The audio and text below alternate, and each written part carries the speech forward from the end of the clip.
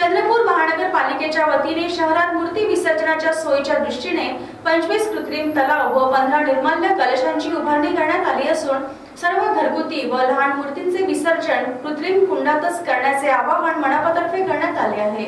शहरात मुख्यतः 1.5 दिवस, 5 दिवस तसेच 10 दिवसांच्या गणपतीची स्थापना करण्यात येते। 1.5 दिवसांच्या गणपतीची ही स्थापना करण्यात येत असल्याने स्थापनेच्या दुसऱ्याच दिवशी विसर्जनाच्या व्यवस्थेची गरज भासते।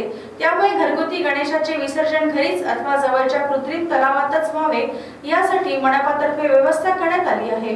नागरिकांनी घरगुती श्री गणेशाच्या मूर्ती या कमी उंचीच्या ठेवण्यासंबंधी काळजी घेण्याचे आवाहन मनपामार्फत आधीच करण्यात आले होते। मागील वर्षी पीओपीच्या मूर्तींचा वापर न करून नागरिकांनी प्रशासनास सहकार्य केले।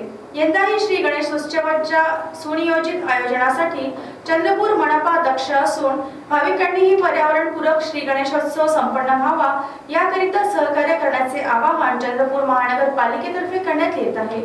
गणेश मूर्तीच्या विसर्जनासाठी झोननिहाय 3 फिरत्या विसर्जन कुंडांची व्यवस्था करण्यात आली आहे। पर्यावरणपूरक सार्वजनिक गणेश मंडळ व सौंदर्यीकरण लीग स्पर्धा आयोजित करण्यात आली आहे। शिवाय रोख स्वरूपात बक्षिसे सुद्धा दिली जाणार आहेत।